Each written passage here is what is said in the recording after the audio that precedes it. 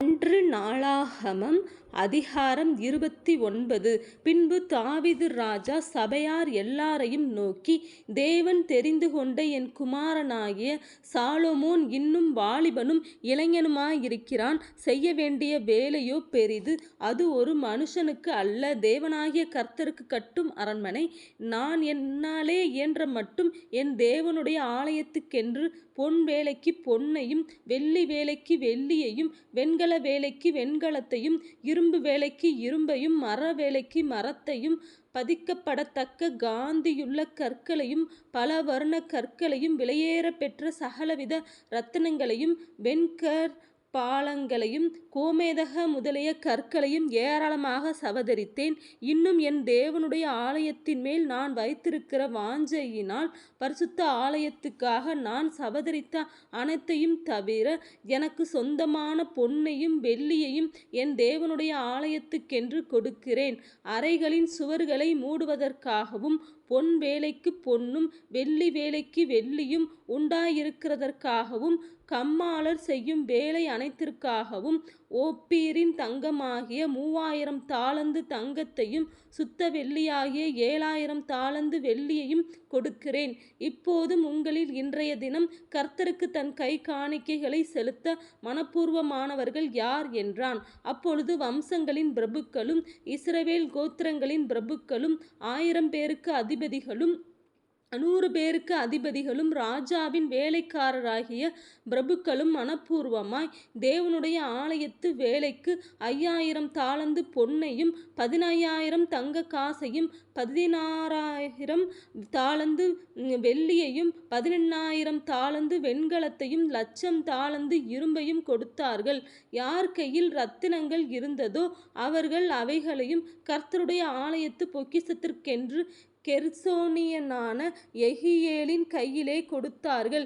இப்படி மனப்பூர்வமாய் கொடுத்ததற்காக ஜனங்கள் சந்தோஷப்பட்டார்கள். உத்தம இருதயத்தோடே உற்சாகமாய் கர்த்தருக்கு கொடுத்தார்கள். தாவீது ராஜாவும் மிகவும் சந்தோஷப்பட்டான். ஆகையால் தாவீது சபை அனைத்தின் கண்களுக்கு முன்பாகவும் கர்த்தருக்கு சோஸ்திரம் செலுத்திச் சொன்னது, எங்கள் தகப்பனாகிய இஸ்ரவேலின் தேவனாகிய கர்த்தாவே, சதா காலங்களிலும் தேவரீருக்கு சோஸ்திரம் உண்டாவதாக. கர்த்தாவே, மாட்சிமையும் வல்லமையும் மகிமையும் ஜெயமும் மகத்துவமும் உம்முடையவைகள். வானத்திலும் பூமியிலும் உள்ளவைகளெல்லாம் உம்முடையவைகள். கர்த்தாவே, ராஜ்யமும் உம்முடையது. தேவரீர் எல்லாருக்கும் தலைவராய் உயர்ந்திருக்கிறீர். ஐஸ்வர்யமும் கனமும் உம்மாலே வருகிறது. தேவரீர் எல்லாவற்றையும் ஆளுகிறவர். உம்முடைய கரத்திலே சத்துவமும் வல்லமையும் உண்டு. எவரையும் மேன்மைப்படுத்தவும் பலப்படுத்தவும் உம்முடைய கரத்தினால் ஆகும். இப்போதும் எங்கள் தேவனே, நாங்கள் உமக்கு சோஸ்திரம் செலுத்தி உமது மகிமையுள்ள நாமத்தை துதிக்கிறோம். இப்படி மனப்பூர்வமாய் கொடுக்கும் திராணி உண்டாவதற்கு நான் எம்மாத்திரம், என் ஜனங்கள் எம்மாத்திரம்? எல்லாம் உம்மால் உண்டானது. உமது கரத்திலே வாங்கி உமக்கு கொடுத்தோம். உமக்கு முன்பாக நாங்கள் எங்களுடைய பிதாக்கள் எல்லாரைப் போலும் அரதேசிகளும் பரதேசிகளுமாயிருக்கிறோம். பூமியின் மேல் எங்கள் நாட்கள் ஒரு நிழலைப் போல இருக்கிறது. நிலைத்திருப்போம் என்னும் நம்பிக்கை இல்லை. எங்கள் தேவனாகிய கர்த்தாவே, உம்முடைய பரிசுத்த நாமத்திற்கென்று உமக்கு ஒரு ஆலயத்தை கட்டுகிறதற்கு நாங்கள் சவதரித்திருக்கிற இந்த பொருட்கள் எல்லாம் உம்முடையது. என் தேவனே, நீர் இருதயத்தை சோதித்து உத்தம குணத்தில் பிரியமாயிருக்கிறீர் என்பதை அறிவேன். இவையெல்லாம் நான் உத்தம இருதயத்தோடே மனப்பூர்வமாய் கொடுத்தேன். இப்பொழுது இங்கே இருக்கிற உம்முடைய ஜனமும் உமக்கு மனப்பூர்வமாய் கொடுக்கிறதைக் கண்டு சந்தோஷித்தேன். ஆபிரகாம், ஈசாக்கு, இஸ்ரவேல் என்னும் எங்கள் பிதாக்களின் தேவனாகிய கர்த்தாவே, உமது ஜனத்தின் இருதயத்தில் உண்டான இந்த சிந்தையையும் நினைவையும் என்றைக்கும் காத்து அவர்கள் இருதயத்தை உமக்கு நேராக்கியருளும்.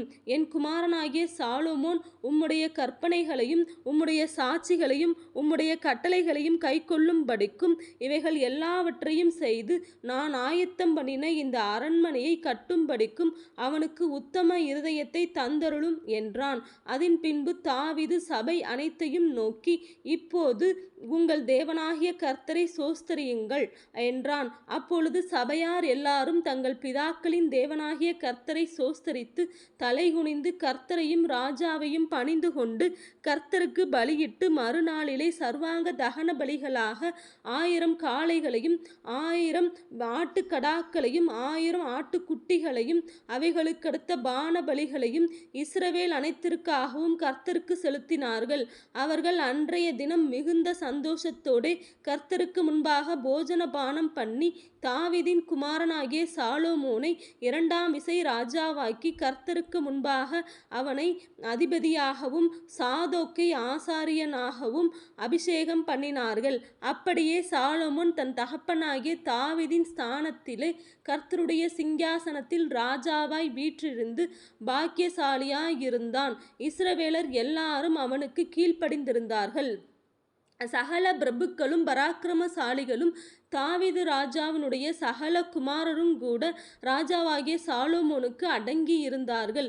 இஸ்ரவேலர் எல்லாரும் காண கர்த்தர் சாலொமோனை மிகவும் பெரியவனாக்கி அவனுக்கு முன்னே இஸ்ரவேலில் ராஜாவான ஒருவனுக்கும் இல்லாதிருந்த ராஜரீக மகத்துவத்தை அவனுக்கு கட்டளையிட்டார். இவ்விதமாய் ஈசாயின் குமாரனாகிய தாவீது இஸ்ரவேல் அனைத்துக்கும் ராஜாவாயிருந்தான். அவன் இஸ்ரவேலை அரசாண்ட நாட்கள் 40 வருஷம். எப்ரோனிலே 7 வருஷமும் எருசலேமிலே 33 வருஷமும் ராஜாவாயிருந்தான். அவன் தீர்காயுசும் ஐஸ்வர்யமும் மகிமையும் உள்ளவனாய் நல்ல முதிர்வயதிலே மரணமடைந்த பின் அவன் குமாரனாகிய சாலொமோன் அவன் ஸ்தானத்திலே அரசாண்டான். தாவீது ராஜாவினுடைய ஆதியோடந்தமான நடபடிகளும் அவன் அரசாண்ட விபரமும் அவனுடைய வல்லமையும் அவனுக்கும் இஸ்ரவேலுக்கும் அந்தந்த தேசங்களின் ராஜ்யங்கள் அனைத்துக்கும் நடந்த கால சம்பவங்களும் ஞானதிருஷ்டிக்காரனாகிய சாமுவேலின் பிரபந்தத்திலும் தீர்க்கதரிசியாகிய நாத்தானின் பிரபந்தத்திலும் ஞானதிருஷ்டிக்காரனாகிய காத்தின் பிரபந்தத்திலும் எழுதியிருக்கிறது.